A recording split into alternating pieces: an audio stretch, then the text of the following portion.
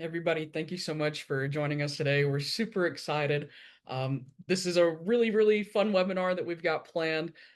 We know that you've all been working super hard to plan your pilgrimages, and now it's time to let it shine. You can't just hide it to yourself. It's time to let your hard work pay off by letting everybody in your community know just how much work you've put into this. My name is Katie Zakreski. I'm the communications manager at Catholic Climate Covenant, one of the organizations involved in Pilgrims of Hope for Creation. I'm joined by Michael from Laudato Si movement today, and we are so excited to have y'all here. We're going to be talking about working with media and social media in your pilgrimage efforts.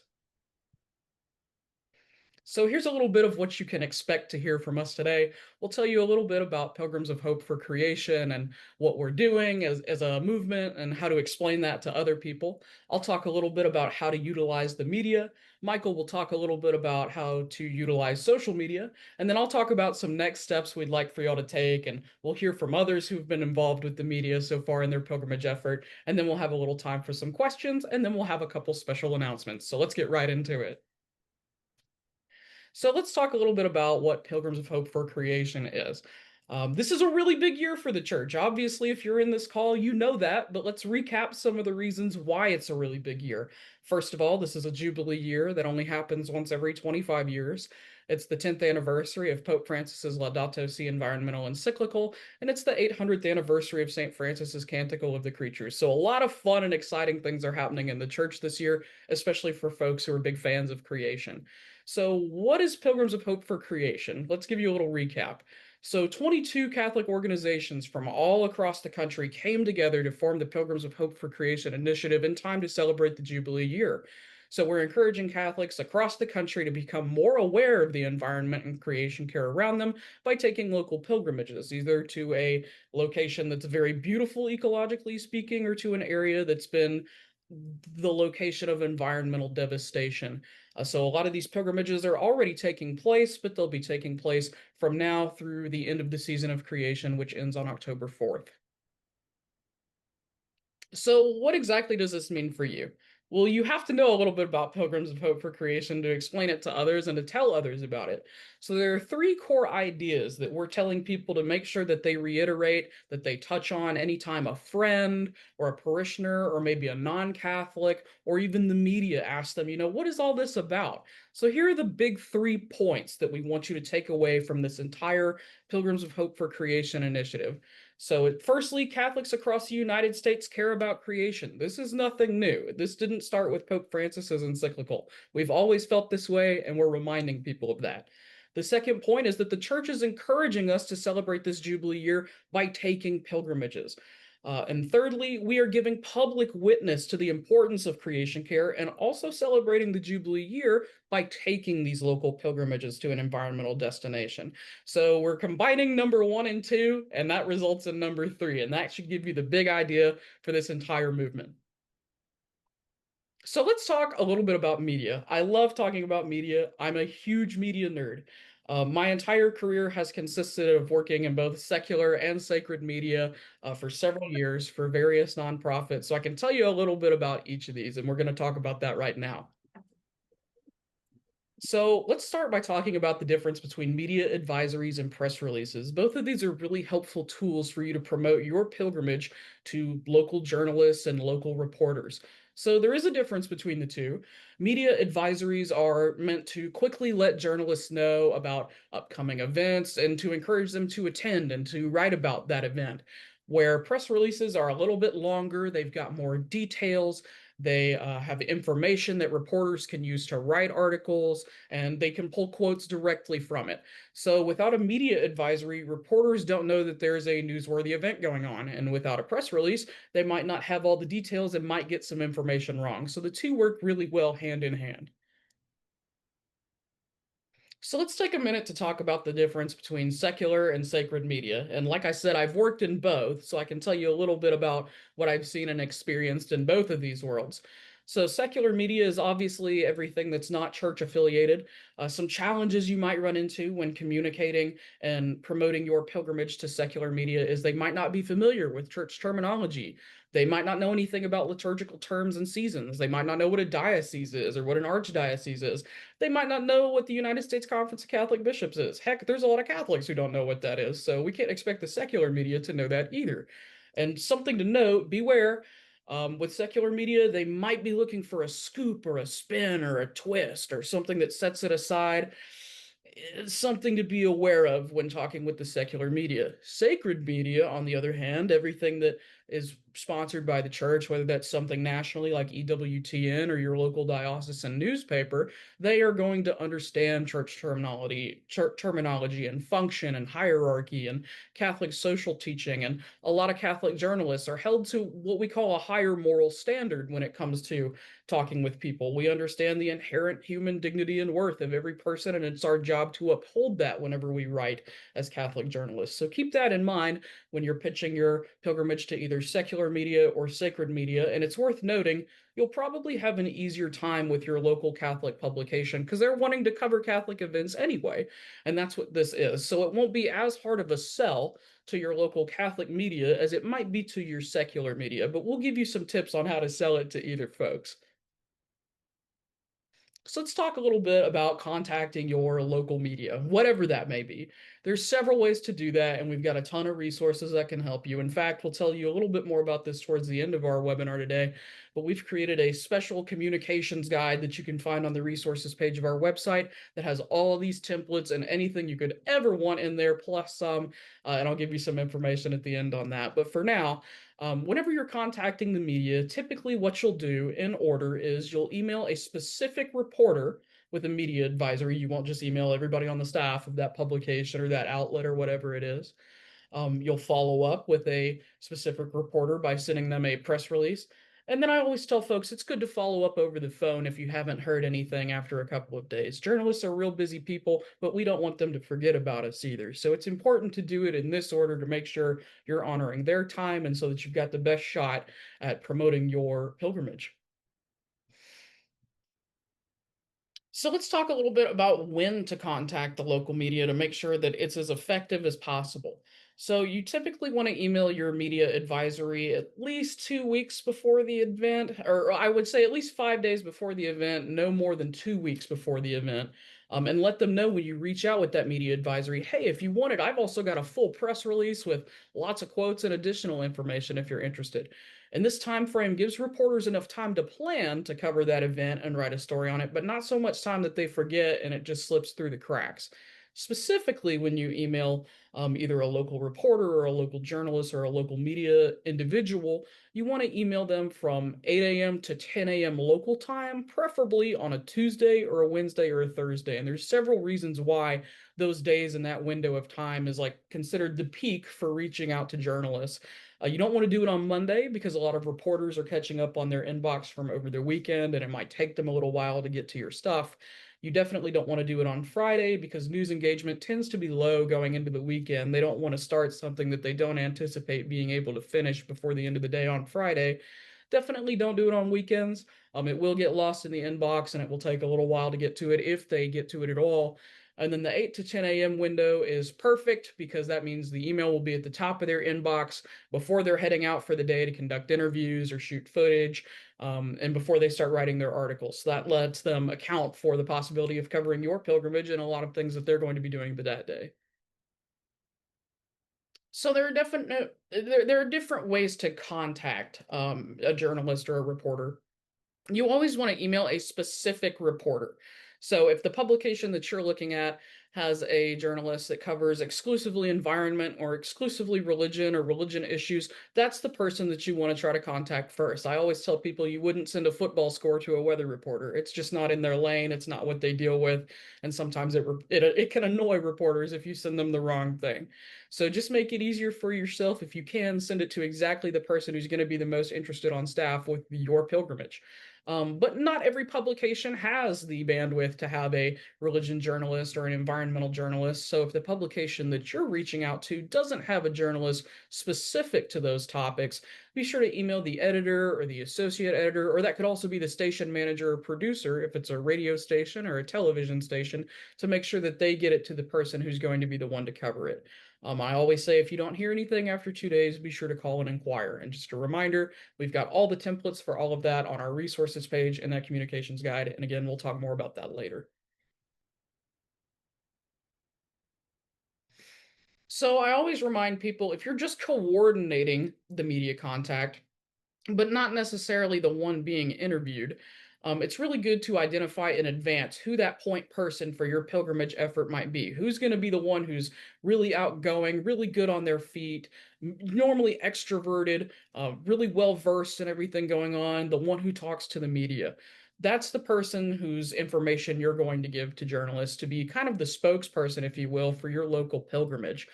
So you'll take their phone number and their email address. You'll put it at the top of your press release or your media advisory. You'll make sure that the journalist or the reporter that you're contacting has that information. And I've got an example right here on this side of the page. This is a press release that I wrote for Catholic Climate Covenant here a couple months ago. So you can see, I've got it labeled for immediate release so they know that it's an important press release. I've got my name, my phone number, my email address, the date that I sent it, and where we sent it from so that they can figure out immediately, okay, how relevant is this to me? Whether that's in location or date, how can I follow up with this person? How important is this? And if you want more examples of press releases and media statements like this, you're more than welcome to go to Catholic Climate Covenant's website and read through all of our press releases there in the past to kind of give you an example of how I lay it out, because the way I've got it laid out there is exactly how I send it to reporters. So that's something to keep in mind when you start making those media contacts.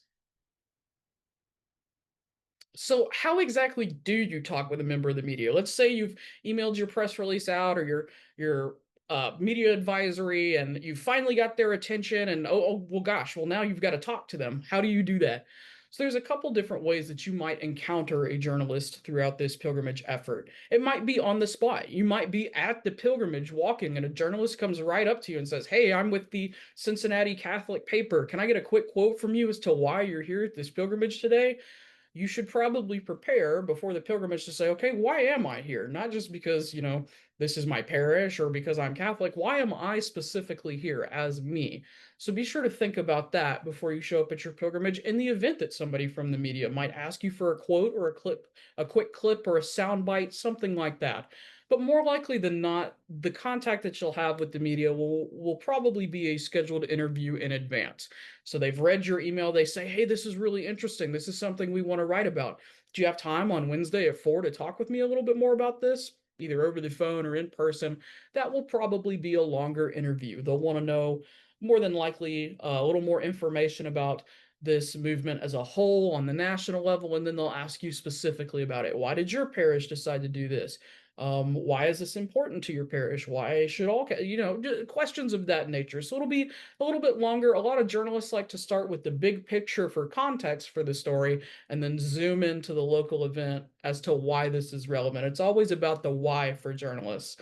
Why are we writing about this? Why are we talking about this? Why is this important? So be sure to keep a lot of those questions in mind and how you would answer those as you embark on your pilgrimage effort. So let's talk a little bit about how we want to be seen. Obviously, we're pilgrims of hope for creation, so we should be positive. But there's also specific talking points that we want the secular and the sacred media to think of when they think of our movement, locally and nationally. So when we talk to sacred media, we need to drive home the point that, hey, this is happening on a broader level because it's a really special year in the church. We care about creation as Catholics and Christians. We always have, and the whole reason we're taking this pilgrimage is to remind people in our community of that. And when you talk to the secular media, remind them, hey, people of faith can believe in science too. Our religious beliefs are what compel us to act on behalf of creation in the first place, especially the most vulnerable.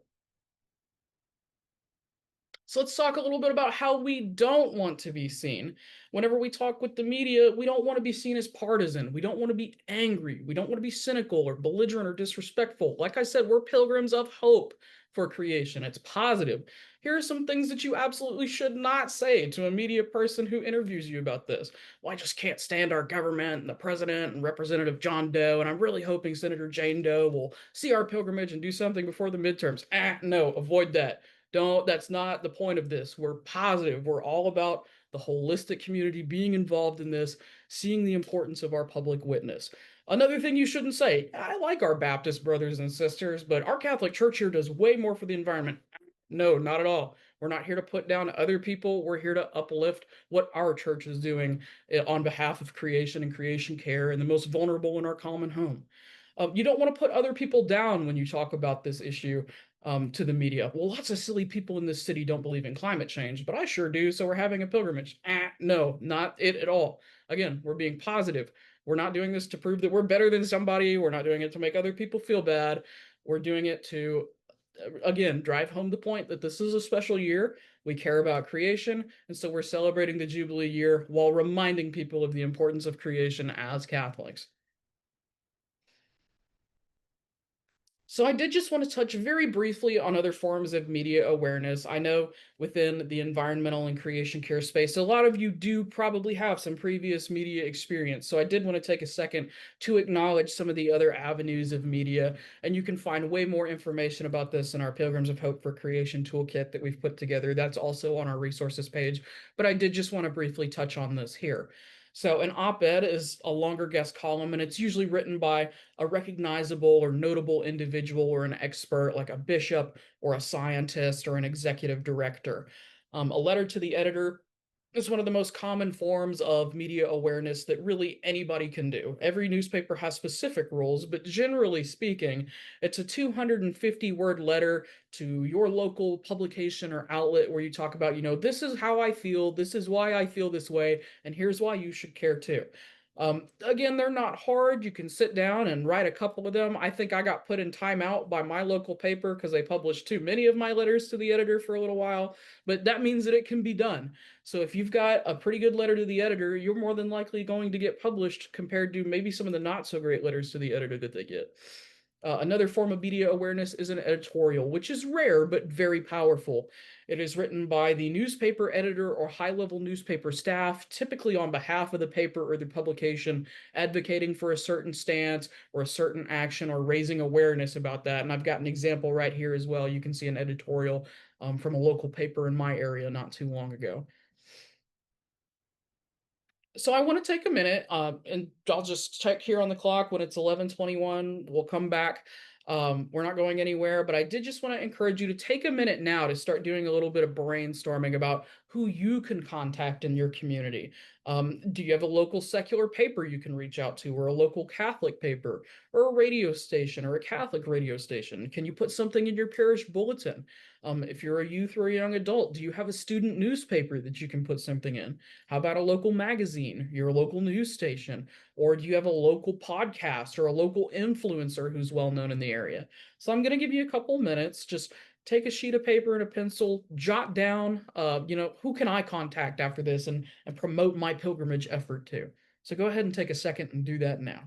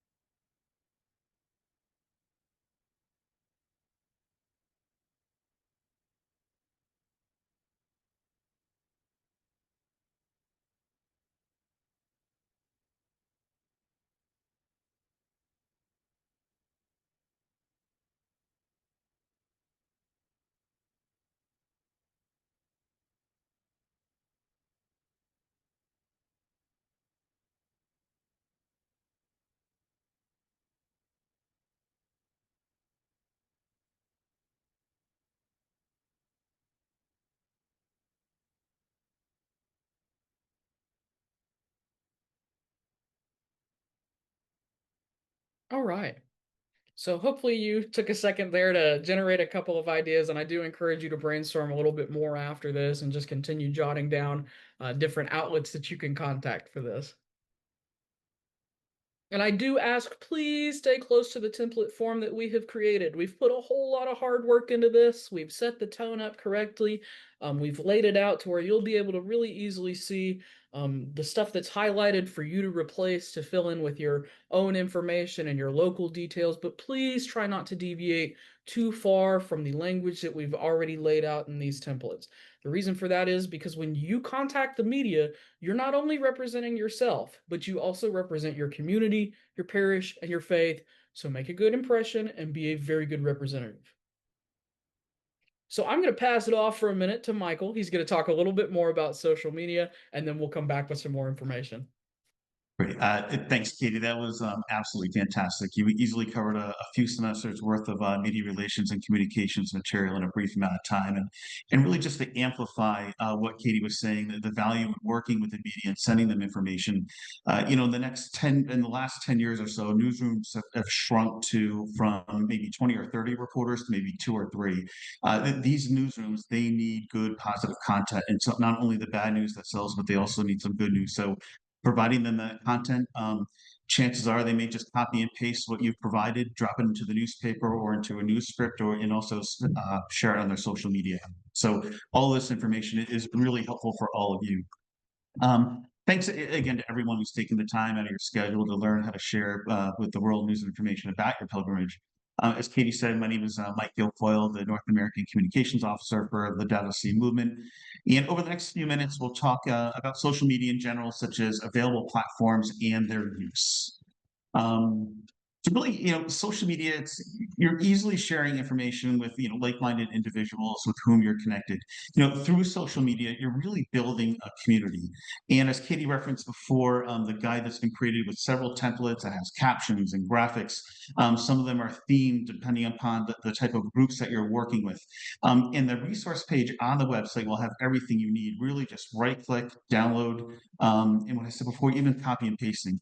A lot of work has been done to make this as easy as possible for everyone.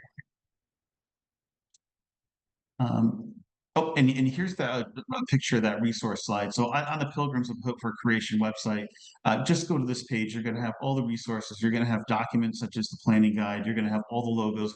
All the information you need is going to be conveniently located right on that page, whether you're looking at it at 10 in the morning, 10 at night, or even 2 in the morning. It's accessible 24 hours a day, 7 days a week for all of you. Really, again, to make this a very convenient resource for you to help make it easier for you to publicize your pilgrimage efforts.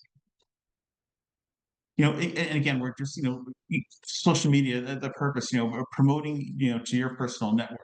And the organization's network. And again, the templates, given that there's various sizes now for Facebook and Instagram, whereas Facebook and Instagram used to prefer that square shape, now Instagram has a vertical rectangular shape, Facebook has a square.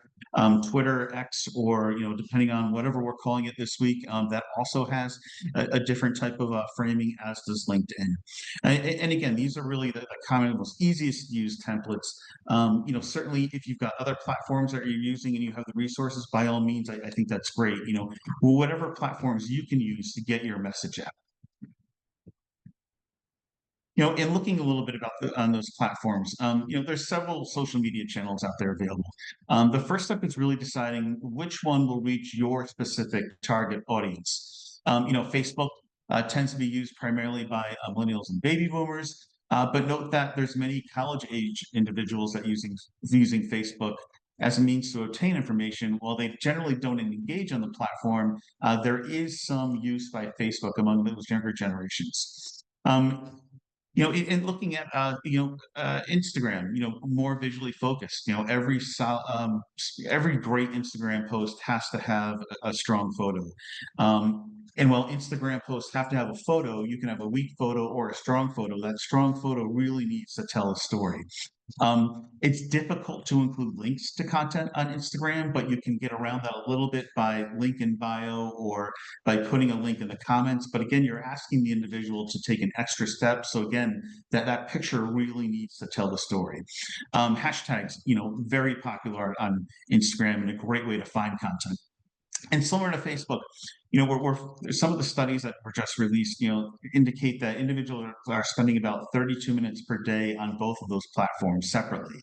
When we look at Twitter, Blue Sky, and some of these other platforms, Generally, there's other platforms that appeal to a very wide range of demographics, yet there's been a significant decrease in the number of individuals who regularly use X and Twitter, given all the politicization, if you will, of some of the new ownership. And the way that's used, very short, concise posts. These aren't for very long posts or, op-eds, if you will, that Katie had talked about. Very short, 140 characters. And again, another place where you're going to find that hashtags are very popular. And with regard to hashtags, using a hashtag such as hashtag Pilgrims of Hope is a great way for us also to find your information so that we can amplify it, so we can share it on our social platforms, which we'll talk about in a few seconds. LinkedIn, similar to Facebook, used by a number of businesses and organizations. May not be the best platform for doing something like this, as it's generally used for career networking. But again, if you have the resources, by all means use it. And of interest, only about 11 minutes per day do people spend on LinkedIn. And lastly, some of the most popular social media platforms, TikTok and Snapchat. These are generally video based. Very, very, very popular with young people, but also that older generation too. Now, in the slide here, I've got that the average individual spends about 47 minutes a day on TikTok specifically. However, there's other studies that show that individuals spend about 90 minutes per day using TikTok. TikTok is called the rabbit hole. Once somebody goes down into it, they're there for a very long time, and they look at a number of different pieces of content that are created. And you don't need to be a network television news producer to create these videos. Really the purpose of them is something that's very authentic, very organic, that's shared widely. And really, looking at why using social media. Again, looking at average person spending about 2.5 hours a day on social, so that we know that there's a captive audience and they're hungry for good content. The average American checks their mobile devices around 159 times a day, most of that using social media, if you will. Um, you know, Amazingly, users will spend about 4 trillion hours collectively, not one person, obviously, but collectively on social media this year. And this is coming back to that TikTok stat that we were talking about before. Almost half of Americans say that they're going to watch more user generated content on social than they're going to watch movies and television on streaming devices. Looking at a little bit how to post. Again, choosing that platform that you think is going to be the most effective in reaching your audience by demographics. Referring back to that resource guide, choosing a theme that will probably most appeal to your audience, or the one that most closely represents or matches some of the content you're pushing out. Again, that template guide has been created by a number of experts to really help you and help you generate views and generate engagement. Choosing that caption. And with captions, generally one tip that I try to share with everyone is an old Associated Press tip.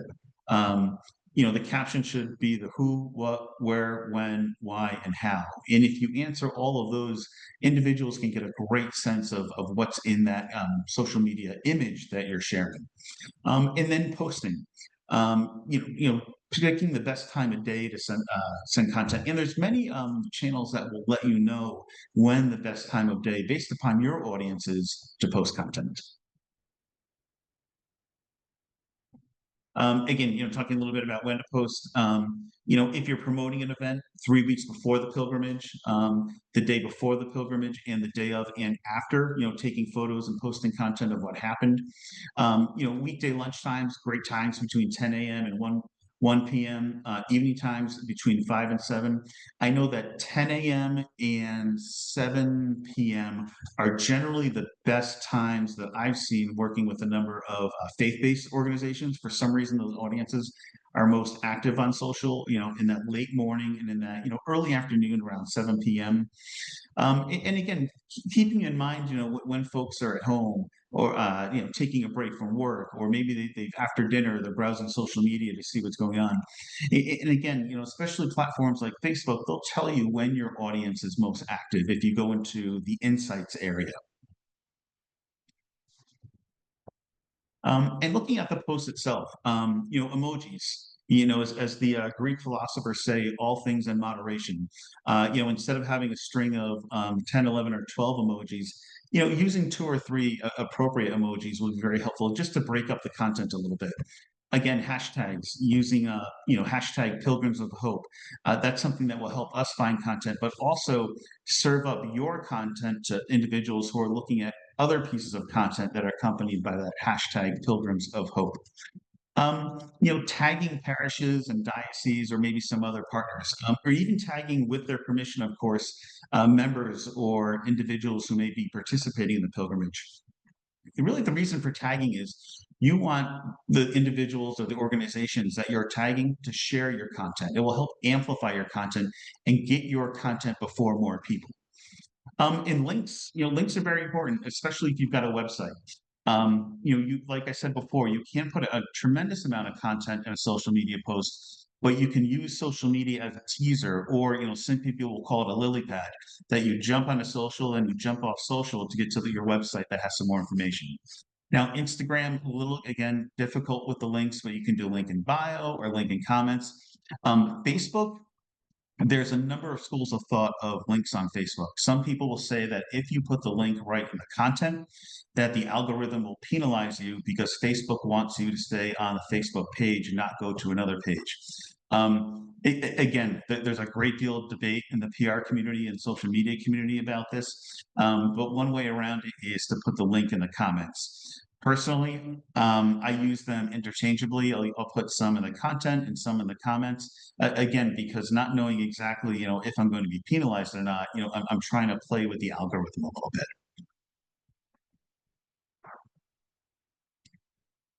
And again, especially for photos, so critical. Regardless of what platform you're on, whether it be Facebook, Instagram, Twitter, X, LinkedIn, take photos of everything. And especially with regard to photos, action photos generally get better engagement than the grip and grins, if you will. So an example of a grip and grin would be that photo on the bottom. But again, showing people doing something, showing something very candid, very natural, those are going to do a better job of telling your pilgrimage story than the posed grip and grins of people smiling back at the camera. And I will send it back to Katie. But before I do that, just to let everybody know, we will have some social media channels for Pilgrims of Hope for Creation. We just launched a Facebook page last night, and we'll have Instagram and Twitter today, and we'll get all of those links out to you as soon as possible. And again, best of luck planning for your pilgrimages. I can't wait to be searching social media, pilgrims, hashtag Pilgrims of Hope, looking for your content and sharing that content on our platform. So best of luck and thank you so much. Michael, thank you for all that incredible insight. I feel like a social media master now, so thank you so much. Let's talk a little bit about some next steps we'd like all you guys to take after this webinar ends. But before we get into that, again, I know I mentioned that Pilgrims of Hope for Creation Communications Guide that is posted now on our website under our resources. So you're more than welcome to take a look at that after this call. It's under our key documents under Spread the Word. You can see it right there at the bottom. Feel free to browse through that, take a look. And really read into that. It should have everything you need in there. And I do mean everything you could possibly need in there. All right, so some next action steps for you to take. After this, we'd love for you to make a post on Instagram, or if maybe you're not that big of a fan of Instagram, another social media platform that you're on and active on. But make a social media post. Let everybody know about your upcoming pilgrimage. Make sure that lots of folks know. Feel free to use hashtags, emojis. We've got a few lists of those in the communications guide as well. We've laid out some stuff in there for you with some suggested emojis, some suggested hashtags for you to use. So be sure to take a look at that and make a post here within the next week or so. Contact your local newspaper. A local newspaper is probably one of the easiest forms of media to begin with contacting. There's not as much pressure as you might feel on radio or TV. So reach out to your local newspaper and let them know about your upcoming pilgrimage. And when your pilgrimage is done, we encourage you to fill out our pilgrimage response form. You can find that on our website as well, along with all of our other resources. And if you send us some pictures of your pilgrimage and tell us a little bit more about it, we'll write up a blog and you can find that on our website too. So I wanted to take a second to highlight some advice from somebody who was part of one of our pilgrimages who ended up actually talking to the media about this. So Annalise was the advocacy intern at Catholic Climate Covenant, and she was involved in a Capitol Hill pilgrimage not too long ago. We went to Capitol Hill with 145 blessed copies of the Laudato Si encyclical, and we gave them to Catholic members of Congress as part of our pilgrimage endeavor. And not long after, Erica, who was the host of Climate Connections, reached out to talk to Annalise about this experience. And Climate Connections is like a 60 to 90-second radio show, more or less. And Annalise doesn't have a whole lot of media experience. She's not a media professional, but she was able to sit down and talk with Erica and tell us a little bit more about how that experience went. She wrote me a whole lot of feedback, but I wanted to share the key points with you to kind of give you an idea of what she experienced and what you might experience and some of the things to think about. And Annalise said, being interviewed for the podcast Climate Connections was a great experience.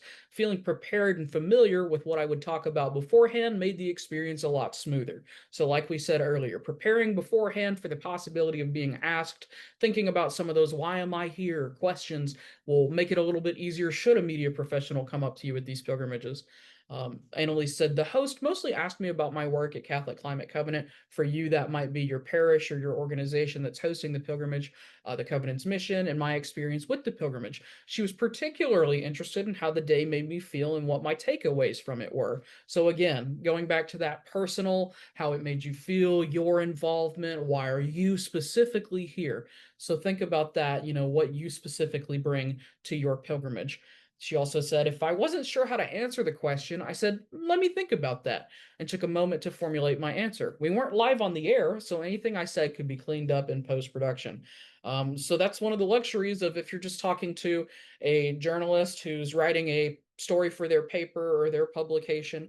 You don't have a microphone in front of you. You don't have a camera on you. You've kind of got the liberty of taking a moment to say, let me think about how I want to word that. Of course, it's going to be a little bit different if you're live or on the air, but something to consider between the different media mediums.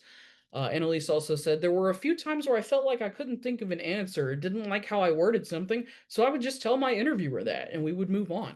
I tried to speak genuinely from the heart, like I was just having a conversation with a friend, which I think worked well. Having already reflected on the pilgrimage experience and identified the key things I wanted to get across in the interview helped me feel prepared and collected. So, again, thinking about your role in the pilgrimage, offering a time of reflection afterwards, prepare yourself, or even anticipation beforehand to think about, this pilgrimage and the role that you play in it. So I do want to take a time here to answer any questions you might have. After our questions and answers, we'll have a couple relevant announcements regarding some different logos and graphics and media materials. But first, I wanted to open it up and see if anybody had any questions. Okay, so what I wonder is, we have several people on um, our planning committee. Is it better for one person to manage all of it, or can we divide the duties? What do you think as far as all the different ways that we can publicize our event? I think it's really up to you. If you've got multiple people who are super enthusiastic and super capable to do it, I would definitely say encourage them to do it. At the very least, have all of them post on social media or maybe write a letter to the editor. That could be a good opportunity to get a chain of letters to the editor going. At the very least, posting on social media will get people's attention. But yeah, I would say it would be good for all of them to participate in that. I would just say, though, make sure that you don't all contact the exact same people. Because if the same publications get 3 or 4 of the same press releases, they will get a little bit annoyed. So just make sure that they're being strategic in how they're doing it. But yeah, I think that's wonderful that you've got multiple people who want to be involved in that. Definitely take advantage of that.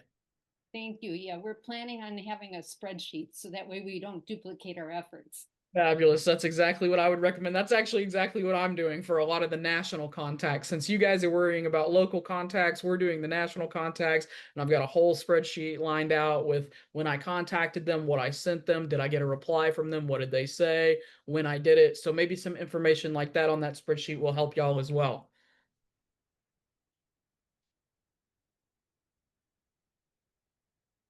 And I see you've got a question. I was just wondered, is there information in the resources that you're giving us about how to use hashtags? Yes. So we've got a section in there in our social media section that has the list of hashtags that we encourage people to use, when to use them, and emojis as well. So I did try to think of everything when I was putting that guide together. But if you don't see what you need in there, you're more than welcome to email me.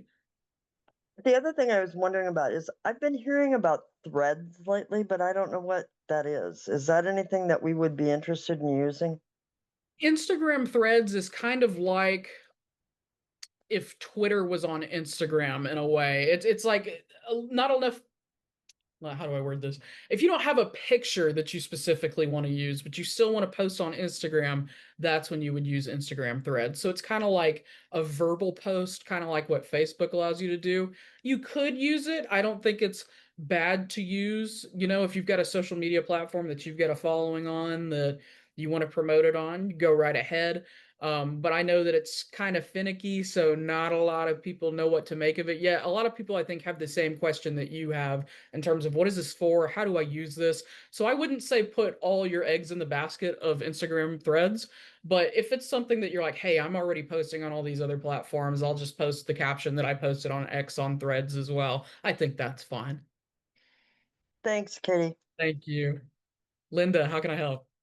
Yes, I'm sorry if I missed this. I was taking notes, but uh, in Austin, we want to really target Catholic schools. And I know that high schools usually have a student newspaper. Any advice as to them? Because I'm pretty sure that maybe 2 weeks' notice isn't enough. No, that's a great question.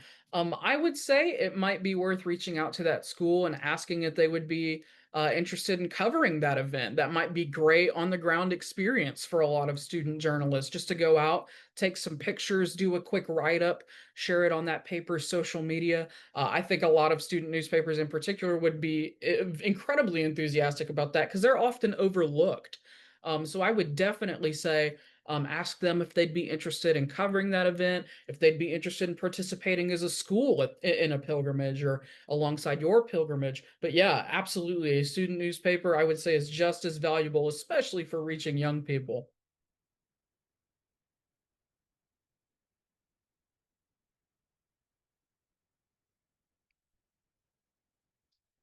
Sister Felicia, I see your hand up. How can I help? I'm the manager for our FMSA Facebook page, and I, while I cannot at this point do a pilgrimage, I'm encouraging sisters in Africa where we work uh, to try to do pilgrimages. Now, if they do those pilgrimages, would that be of interest to other people, do you think, to put them up on, well, not only our site, but maybe I could put some things up on other people's site? I don't know. Just ask a question. Definitely. I think that's wonderful. I always tell folks, if you've got the community that has a desire to be involved in this, don't deter them from doing it. Definitely encourage, uplifting creation care and being involved in their community, even if it's outside the scope of the country where we operate. I think that would be fabulous. In fact, if they take pictures, send them our way and we'll write something up. I think that's wonderful. Well, if there are none, I'm going to turn it over to Brenna and some of our other friends for a handful of announcements. Yeah, so thanks again, Katie and Michael. That was so awesome. I learned a lot. So thank you so, so much. It's going to help me with my just regular work. So we wanted to share just a couple of resources that we have with y'all. We're so appreciative that you're planning pilgrimages or that you're excited about pilgrimages in your community if they can't happen. And like on the national level, we're really thinking about like, how do we make this a moment, right? Like, how do we show Catholics across the country are united around this issue? And so one of the things that we've created, and you can feel free to use them or not, is we have created, oh, and of course, my thing is being a little funny. Um, we've created signs that you can print out to carry during your pilgrimage if you want. We've just realized there are going to be lots of photos taken during the pilgrimages. And so it might be nice to have just some similar signage across the country and across the pilgrimages. So I'm going to post these signs in the chat now. for you to use if they are helpful. In the Cleveland group, we're planning on very smartly, one of our colleagues suggested putting it on the back of the prayer booklet that we're already planning to share with people so we don't waste any paper. So we have those there available for you. And then the other thing that I just wanted to quickly share, this will be less important for you all who are already planning pilgrimages, but we have the pilgrimage map, but we also made an events calendar. So you can find any pilgrimages that are open to the public that have been approved. You can filter by state. So if you want to see any other pilgrimages that are happening in California, and my computer is being a little slow right now, you can do that. So I also posted that in the chat as well. Yeah, and we do have, Michael, would you be willing, if you're still here, would you be willing to put the Facebook page in the chat? And like Michael said, we'll be getting those other links up soon. The other thing that, Katie and I and a few other people on this call, we actually practiced, and I think this might be in your planning, it could be a little stressful, but might be fun. We actually practiced our 1 sentence response to media for why we were leading pilgrimages. We did that. We role played and we said, okay, if someone from the news came up to me right now, what would be my 5-second or 1 breath answer for why I am engaged in this? And there are so many reasons. And so it was really helpful to be able to narrow that down and to use some of those talking points that Katie created. So if you have time in the midst of all your planning, that can also be a helpful activity to do with your planning team, just to make sure that you all have the same message and that it's positive, because you can get a little frazzled when someone comes to ask you. So thanks. And I think that the Facebook is now in the chat. Thanks, Michael. Thank you again so much, Katie and Michael, for all of your expertise. Thank you to everyone on this call for all of your planning and the love that you're putting into this. It's really exciting, and we just want to make sure that we're sharing that story. We'll hang on for an extra second if there are any other questions, but otherwise, thank you and good luck. And we'll be praying for you as you start this journey, as we all start it together. Thanks so much, everyone.